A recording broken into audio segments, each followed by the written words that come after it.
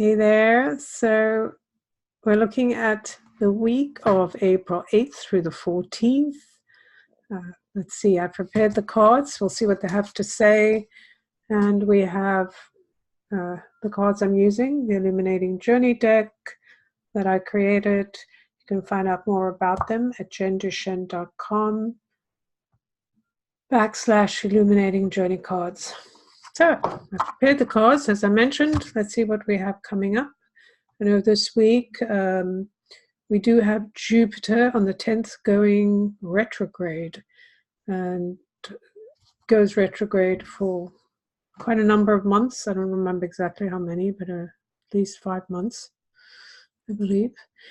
And so Jupiter is kind of the expander. He's the benevolent king. And so he allows us to truly understand the meaning of give and take, I guess, and wealth, what it means to be in wealth with our surroundings, which is a very key part that's we're going through. Like as things move away and break away and fall away and flood away,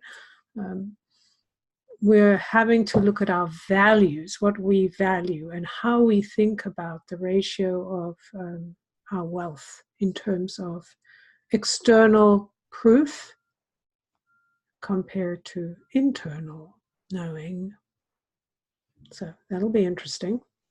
Let's get started. The first card I have, 23. So very interesting that we have this card 23 for what do we need to know this week. April 2019, so the 8th through the 14th. The number 23 is considered the most powerful number in numerology. And we have a lot of 23s playing out right now. The forces of the kind of female energies of those in astrology, etc., that represent the female kind of energies, or this idea of the feminine side of us taking her rightful place within all of us, male or female, within the world we live in, kind of reclaiming what is hers. So for those of us that are female, we may feel that, yes, you know, we've been sidelined, and we have accepted that role. And now we have this energy kind of bringing that forward, and our feminine or intuitive side, which is the greater part of the feminine, that each of us contains within us this feminine energy, and we contain within us masculine, or the doer side. And our world has been very much a doing world, and wanting proof, and kind of a very skeptical world where things that you can't see don't exist. Now this is all changing because we're in a time of innovation, and innovation comes from creativity, and creativity is when you trust your intuition. So we're all creative beings, we all express that in different ways, but our expression, our hope, our desires are connected to the idea of being able to express who we are, and that comes from our intuition. The other very interesting thing about the 23 is, because it adds up to 5, and the number 23 is the word life adds up to 23. It's the 5 is about us finding the freedom to be who we are in this moment, in the present, alive, attuned to the senses. So living for this moment, like we are here, consciously living, not thinking about the past, not worrying about the future, but just focusing on what is happening right now. And this is actually an essential energy for us to be part of change, because 5 is the number of change. How do we embrace freedom? It's another 5 number. How do we embrace change? By being present with what is. So we look around us, things are happening, things are shifting, changing, and we can go into fear, or we can choose the idea that if we are present, that we know that even though these are things we've never done before, we will find a way to take care of it, because that's what we do. we are creators. And so when we allow our intuition to come through and to kind of follow or focus on what is in our heart, then we can take steps that we may not take if we're looking backwards or too far forwards. Okay, so I want to talk a little bit about this in terms of the image here. This card, which I believe showed up last week, I can't remember, but certainly has been showing up quite a bit.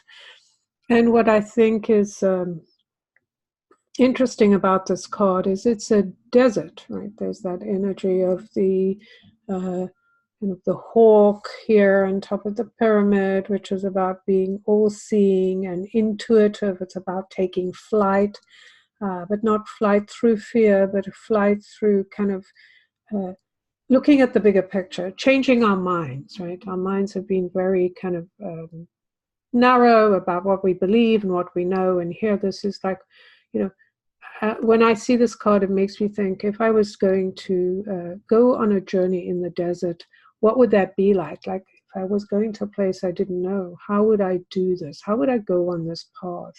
And this is what this card talks to me about. It kind of, and I see here, I think I've never seen this before, but it's like a little baby bird in there. That's interesting. The baby bird kind of forming out of this, the pheasant and the woman and the fire and the energy, and of course the Sphinx, who is the one that poses a riddle, like, you know, what is the riddle of life? What is the riddle of your life? Why are you here? What wakes you up? What makes you feel, you know, come alive? What makes you feel connected to your surroundings? How will you survive, given that everything is made of sand, right? The sands of time, the sands of movement, the sands of change, that everything disappears when the wind blows. And so this is a very stark and yet comforting in a way. You know, there's this energy of starkness, but also like, yes, I feel like if I could just tap into this energy, I can know the answers to the riddles, that I know that I have the capacity to explore and express, even though it feels like I'm lost or I'm wandering in the desert. So it's a very powerful kind of energy. And my eye keeps going here to this idea of birthing something new through the fires of this starkness and this energy of the 23, the beauty of kind of looking at the elements of the past, but not being controlled by the past, but allowing what is relevant from the past to inform the present, this moment. What decision are you making now? And then we have the number 3, which is fascinating because this has been coming up quite a bit, and I've probably mentioned to you, those of you who have seen some of my recordings, that we are in a 3 universal year. It's a 12 year, which adds up to a 3. 1 and 2 is 3.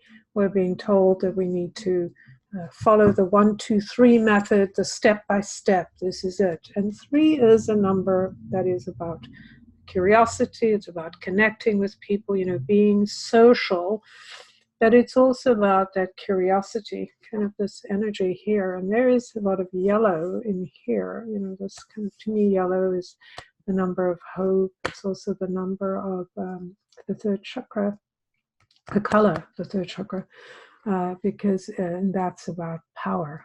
Like, what do we believe fills us with light or empowers us? And it's this idea of being on an adventure, of knowing that we, even though we can't say where we're going, we know we'll be fine because we're bringing curiosity, because we're bringing joy and happiness and this kind of thing that we want to be in joy. We want to be curious. We want to let go of all of those kind of set ideas about what it means to be happy, or what it means to be a human, what it means to live a successful life. All of those things have been dictated to us by others, like we have not explored them. And so we have this opportunity to explore through creative curiosity, the childlike energy of bringing ourselves into the space of just being in this place. Like, what is the riddle? What is being created? Where is the power? And remembering what makes us powerful. Where does our energy come from? And of course, we have the triad of the three, this idea of source, body, earth. We also have the idea of the mental, the physical, and the spiritual. These are three aspects of three. Three is a very powerful because it's the triad. It's reminding us, even here in the pyramid, we have that the three-sided, right?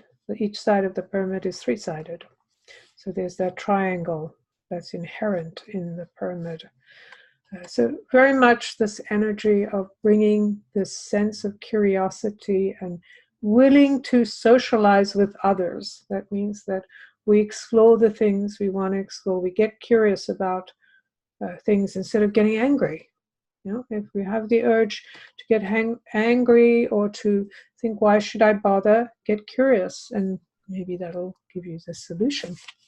Right? So the third card is the number 6. Sorry, I had it upside down, so I thought it was 9 for a minute. So this number came up last week, and here it is again. This is bringing us to that place of love. And when we nurture ourselves, and this energy is the 1 and the 0 together. It's the masculine and feminine together. It makes the sacred couple, the sacred marriage, the alchemy of light and dark. When we bring together those different elements, because we know that life is full of different things. Like on the line of life, if you see it as a line, there's everything, right? Everything in the world is here.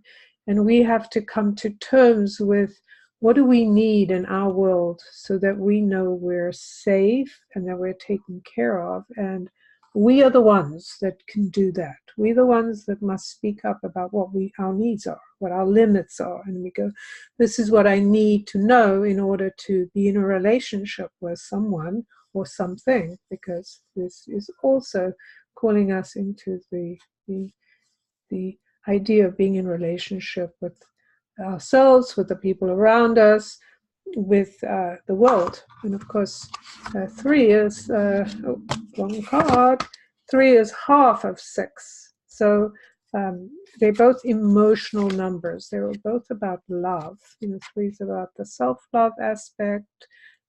6 is about the aspect of loving our community, the people in our lives, our lovers, our friends, our family, etc. Different aspects. How much do we have to give to be of service without being in servitude? And so one of the kind of challenges of the 6 is not to be a martyr, because we can tend to, I've got to give, I've got to keep giving to others, I've got to do things for others. And what happens is we get drained. I've got to do all this, work myself to the bone. Then we're drained, worn out. We're not able to speak up for ourselves. We're not able to attach to any of those things that came before. This idea of being curious, being open, being willing to take the journey, because we are living from a place of fear. I've got to keep giving and giving because I won't be accepted. Who has to accept you, right? That's one of the great questions that the Sphinx will ask you, the riddle. Who will take care of you? How will you be taken care of? And one of the things that we know is that we are the ones that we have to turn to. So it is in our behavior that we indicate to others and to ourselves how valuable we are and what we value. So if we say to people, my needs don't matter, I'm just going to work myself to the bone, you need my help, things are falling apart, I know what to do, then we're saying to people, don't give me any respect. I'm going to do, I know what's good for you.